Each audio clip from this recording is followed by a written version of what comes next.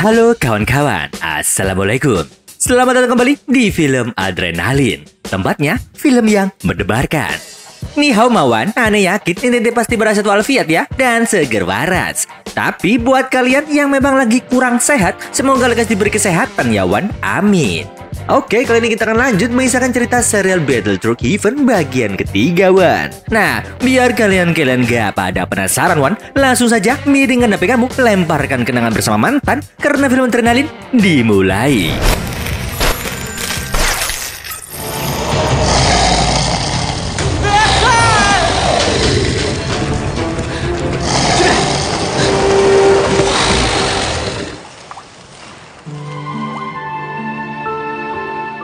Nah Wan, setelah sebelumnya Xiaoyan menikmati ketidaksengajaan enak bersama Xiaoer, dia punya suatu ide untuk mengalahkan kelabang monster. Xiaoyan berlari ke celah gua yang sempit.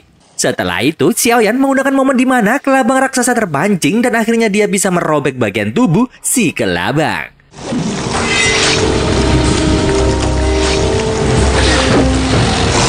Setelah menghancurkan kelabang raksasa, mereka menemukan sebuah kotak dari perut kelabang raksasa. Menyadari ada sesuatu yang hidup di dalam kotak itu, Xiaoyan membukanya dengan hati-hati. Ternyata setelah dibuka, di dalamnya ada seorang gadis jelita.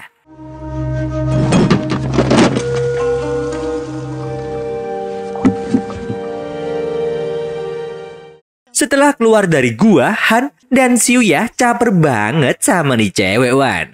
Tapi Xiaoer merasa ada yang tidak beres dengan gadis itu. Dia menarik Xiaoyan dan berkata jika dia merasakan aliran ki yang sangat kuat dari gadis itu, melebihi mereka semua. Tiba-tiba saja mereka berdua dikagetkan dengan munculnya gadis tadi di hadapan mereka, serta teman-temannya sudah tepar dilumpuhkan. Gadis itu lalu melumpuhkan Xiaoer dan langsung memperkenalkan dirinya dengan nama Yun dari Sekte Yunlan. Yun ini bercerita jika dia memang sengaja masuk ke dalam kotak supaya bisa ditelan kelabang raksasa. Dia cuma numpang di perutnya si kelabang supaya bisa jalan-jalan menyusuri gua wan. Tapi karena si monster kelabang sudah koit, maka bagaimana lagi? Si Mbak Yun lalu meminta Xiaoyan yang punya esensi api dalam dirinya untuk membantunya. Karena ilmu Xiaoyan itu dibutuhkan oleh si Yun wan agar tidak terhipnotis oleh monster batu. Dengan bantuan Xiaoyan itu, maka Yun berjanji tak akan menghabisi teman-teman Xiaoyan.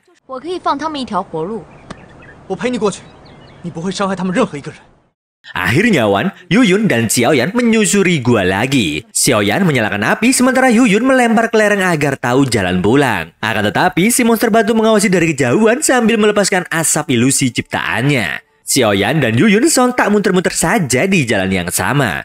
Dan akhirnya menemukan kelereng yang dilempar Yun. Xiaoyan lalu punya ide Wan. Dia melempar belati yang diikat benang. Dengan cara itu dia bisa berjalan lurus. Tapi akhirnya sama saja. Sampai-sampai Xiaoyan yang sedari tadi menyalakan apinya merasa kelelahan. Xiaoyan lalu duduk sebentar buat menghilangkan capeknya. Sementara itu, Yun yang gak sabaran malah pergi sendirian. Alhasil dia pulang-pulang dalam kondisi yang sudah kena hipnotis. Yun marah-marah ke Xiaoyan karena dia merasa bahwa Xiaoyan adalah kekasih yang telah mencampakkannya Wan. Si Yun ini pengen mengakhiri hidupnya yang dengan cepat dihentikan oleh Xiaoyan. Xiaoyan lalu membuat Yun pingsan dan menariknya masuk ke dalam celah batu. Dia lalu menutupnya dengan bebatuan kecil agar terhindar dari ilusi monster batu.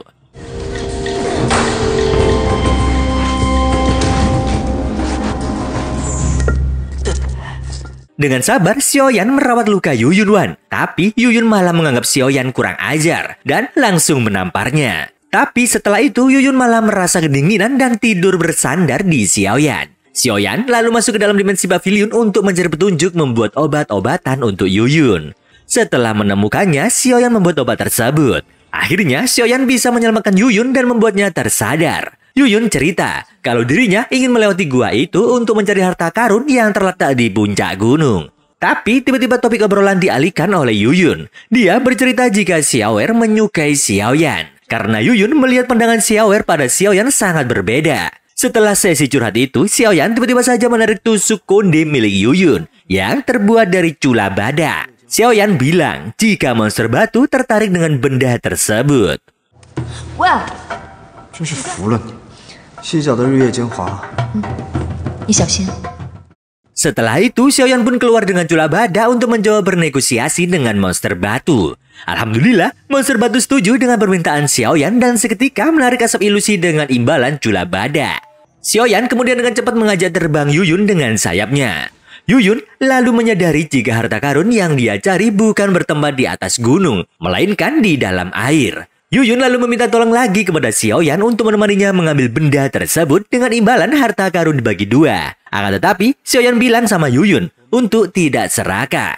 Xiaoyan pun menolak permintaan Yuyun. Yuyun yang galak mencoba memaksa Xiaoyan. Namun Xiaoyan yang pintar bohong bilang jika sudah menanamkan esensi api di dalam tubuh Yuyun, sehingga dia gak bisa macam-macam melawan Xiaoyan. Akhirnya, Yuyun mengembalikan pedang Xiaoer yang dia ambil kemarin untuk berburu. Xiaoyan pun lalu terbang kembali ke rombongannya dan menceritakan semua kisahnya kepada mereka. Alhasil, Pak Guru Hang Feng menganggap Xiaoyan ceroboh dan memberikan hukuman untuk sekteyan, bahwa mereka tak boleh pergi ke gunung keesokan pagi. 有个女人偷袭了我们，把我抓去打魔兽了。明天不准你们进山了，自己好好反省反省。 Malam harinya, Xiaoyan kedatangan tamu yang tak dia inginkan, yaitu Yaran dari klan Naran. Mantan jodoh Xiaoyan ini bercerita jika sekte darah atau aliansi dari klan Aula Jiwa tengah mengancam keselamatan 5 klan aliansi. Yaran menemui Xiaoyan karena dia pernah mendengar kabar jika Xiaoyan pernah bertarung melawan Fan Lao, ketua Aula Jiwa. Yaran ingin tahu apa sih kehebatan Fan Lao ini. Dan Xiaoyan pun cerita jika darah Fan Lao bisa mengeluarkan serangga yang nantinya dapat mengendalikan musuhnya. Setelah mendapat informasi itu, Yaran berterima kasih dan langsung cabut. 你对血宗了解多少？能克制他们的独门斗技？ 只要中了他们的毒，蛊虫就会进入血脉。谢谢。 Bertepatan dengan itu, Hang Feng memperhatikan Xiaoyan yang jika bertemu dengannya langsung menyembunyikan cincinnya. Hang Feng tahu jika selama ini Xiaoyan menyembunyikan gurunya Hang Feng yang juga guru Xiaoyan, yaitu paman guru. Hang Feng tanya di mana paman guru berada, tapi Xiaoyan tak menjawab dan langsung saja menyabetkan pedangnya. Akan tetapi dengan mudahnya Hang Feng menghindar dan mencabut pedang Xiaoyan. Hang Feng mengembalikan pedang Xiaoyan dan menantangnya lagi. Sayangnya, Xiaoyan yang merasa sakit banget masih kalah melawan Hang Feng Wan. 夜分是浪池，这什么破玩意？ Sejak mengetahui kalau Xiaoyan memiliki esensi api, Hang Feng tahu kalau Xiaoyan ada hubungannya dengan paman guru.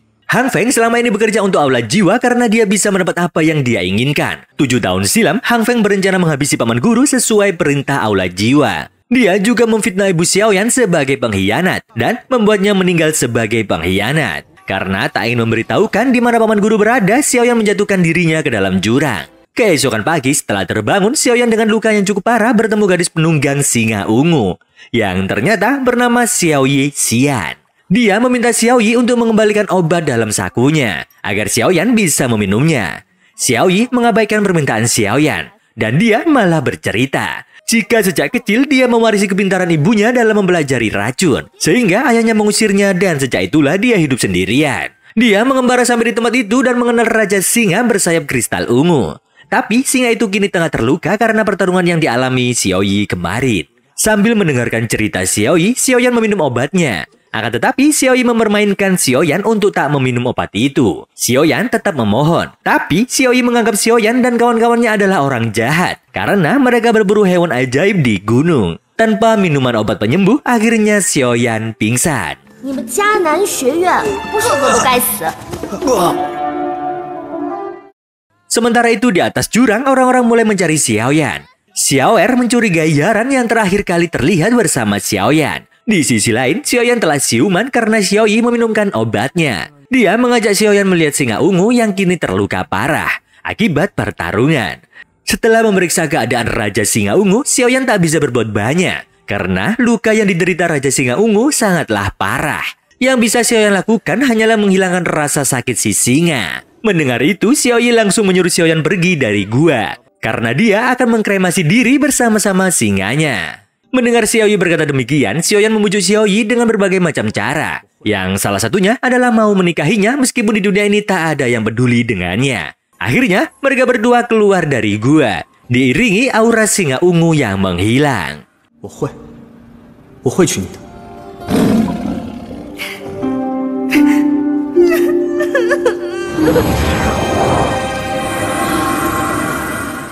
Setelah itu, Xiaoyan kembali ke rombongannya.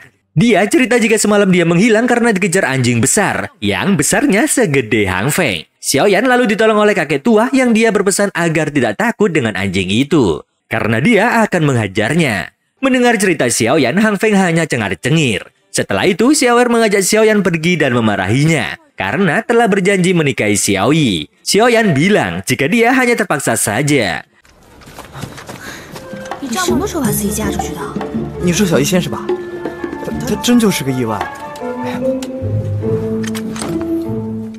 Sekembalinya ke tenda, Xiaoyi bersikap seolah Xiaoyan memang sudah menjadi suaminya.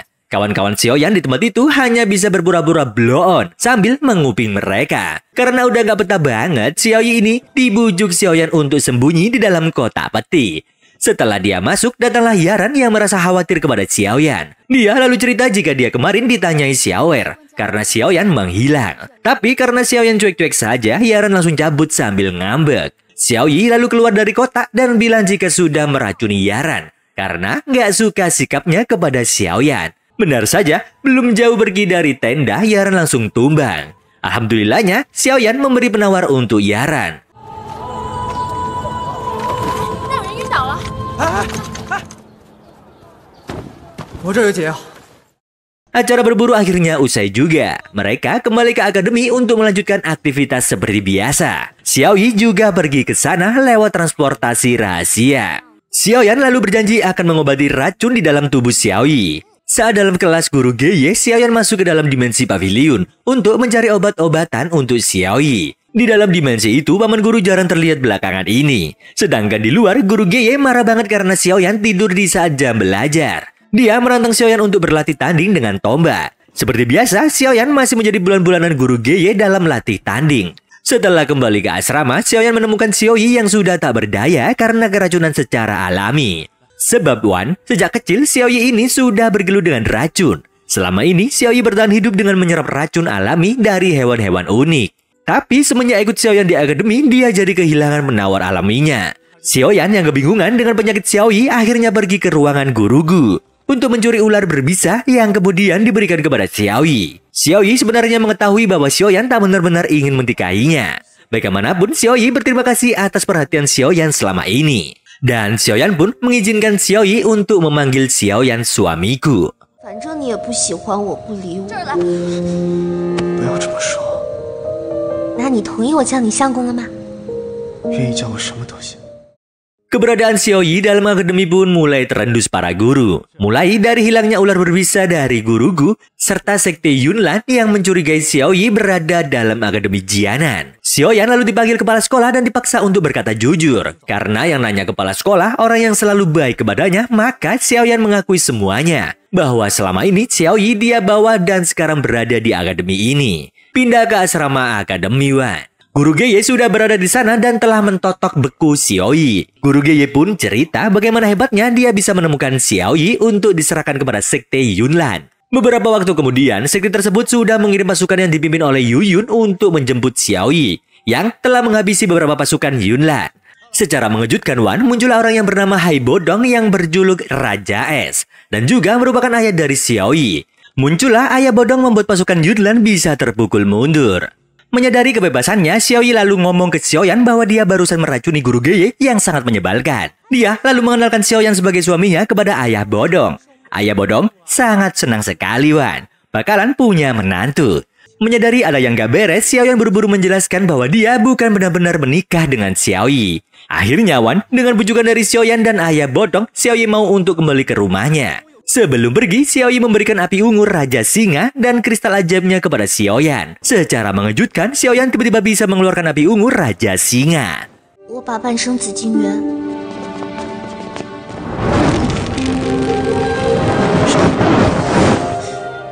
Dan tiba-tiba guru Geye datang dan bilang dia telah kena racun dari gadis menyebalkan Xiaoyi.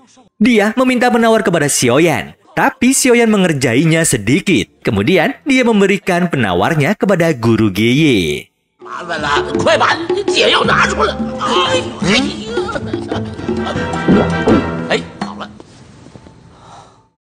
Beberapa waktu kemudian, Xiaoyan yang gabut pergi ke dimensi pavilion. Sekonyong-koyong muncullah paman guru di hadapan Xiaoyan. Dia bercerita jika selama ini tak terlihat karena dia melakukan hibernasi. Xiaoyan lalu memamerkan kepada paman guru bahwa dia punya api lagi yang berwarna ungu. Paman guru bilang jika api itu sangat hebat. Dia ngasih tips buat Xiaoyan untuk mengelola api itu. Tapi belum selesai ngomong, Xiaoyan malah mencobanya di depan paman guru. Sehingga dia ditendang paman guru menjauh.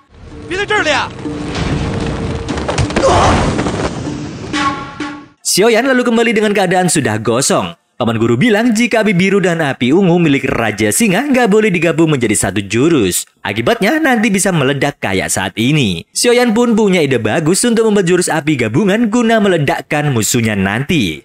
Sementara itu, Yaran mendapat kabar buruk jika pamannya telah meninggal. Oleh karena itu, dia berencana cuti sekolah sementara waktu untuk pulang ke kampung halaman. Kemudian tim dari akademi diundang ke kompetisi alkemis di kerajaan Cuyun. Mereka pun akhirnya rombongan berangkat. Sesampainya di ibu kota, Xiaoyan dikasih hadiah banyak banget oleh Raja Es Bodong. Orang-orang mengira jika itu adalah hadiah pernikahan Xiaoyan dengan Xiaoyi. Xiaoyan lalu berangkat ke kediaman Raja Es. Di tengah jalan, Xiaoyan bertemu dengan Xiaoyi yang langsung nyelonong aja meluk tanpa pamit. 这是我相公，叫大哥。听见了，快去。 Sesampainya di tempat Raja Es, Xiaoyan menjelaskan bahwa dia punya acara pertunangan dengan klan Naran yang rumit banget. Dia juga bilang jika belum pamit sama bapaknya buat menikahi Xiaoyi. Intinya Xiaoyan ini buat alasan supaya gak jadi dikawinin Wan. Akhirnya Raja Es Bodong ngamuk banget dan pengen ngajar si Xiaoyan. Tapi bohong Wan. Xiaoyan kena prank. Yang aslinya Xiaoyi bisa menerima keputusan Xiaoyan yang gak mau kawin sama dia. Dalam kesempatan itu juga, Xiaoyan didongengi tentang api inti bumi dan keberadaan suku ular yang dipimpin oleh Medusa. Beberapa waktu kemudian, Naran Yaran meminta tolong kepada Xiaoyan. Dia bilang jika kakeknya terkena parasit darah dari Van Lao. Xiaoyan menjadi satu-satunya orang yang bisa menyelamatkan kakek Yaran. Karena penyakit itu hanya bisa diobati oleh esensi api yang hanya dikuasai oleh Xiaoyan. Akan tetapi, Xiaoyan dengan keras menolak permintaan Yaran, yang membuat Yaran hanya bisa pasrah. 救救我爷爷！ 你先去门外等着，我和萧炎说。 Kepala sekolah lalu mencoba memujuk Xiaoyan. Dia bilang jika kakek Yaran adalah salah satu orang penting dari 5 aliansi klan yang melawan klan Aula Jiwa. Jika kakek Yaran tak ditolong dan menjadi boneka Van Lao, maka itu akan merugikan mereka semua. Akhirnya Xiaoyan mau mengobati kakek Yaran yang bernama Naranji. Akan tetapi Xiaoyan tak akan menggunakan identitas aslinya untuk mengobati Naranji. Akhirnya Wan, kepala sekolah mengenalkan Xiaoyan yang bertopeng kepada kakeknya Yaran. Dengan jurus esensi api yang dipelajari Xiaoyan, dia membakar parasit yang menjadi penyakit kakek Yaran. Lalu saat Xiaoyan kelelahan, dia mengganti apinya dengan api binatang ajaib Raja Singa. Setelah selesai, Xiaoyan pun cabut dari sana tanpa mau menerima ucapan terima kasih. Xiaoyan menjelaskan jika parasit itu sudah bersemayam sejak lama di tubuh kakek Yaran. Dengan api biru dan api ungu yang dia punya, dia tak bisa membakar seluruh parasit yang ada di dalam tubuh Naranji. Xiaoyan membutuhkan api yang lebih stabil, yaitu api inti bumi teratai hijau. Xiaoyan lalu meminta tolong kepada Raja Es Bodong untuk mendapatkan api tersebut. Tapi Raja Es yang tak suka dengan Naranji menolak permintaan Xiaoyan itu. Sampai-sampai Raja Es menantang Xiaoyan untuk berduel. Jika menang, Xiaoyan akan memberitahukan keberadaan suku ular tempat api itu. Akan tetapi, Xiaoyi meracuni ayahnya agar kena stroke sementara dan membuka brankas ayahnya, di mana banyak banget barang berharga di sana. Alhamdulillahnya, Xiaoyi mendapatkan peta tempat suku ular berada. Mereka berdua pun akhirnya OTW untuk pergi ke tempat itu.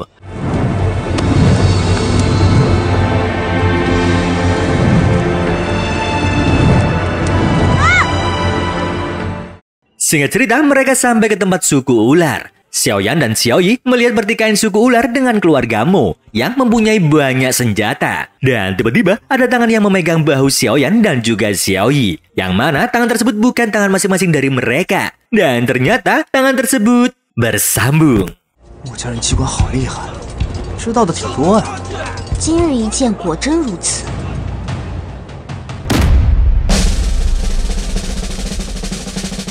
Oke Wan, pasti kalian penasaran kan dengan cerita lanjutannya? Yo wis sing sabar yo Wan. Akhir kata ada celurit ketinggalan dalam gua. Maman mau pamit dan dadah.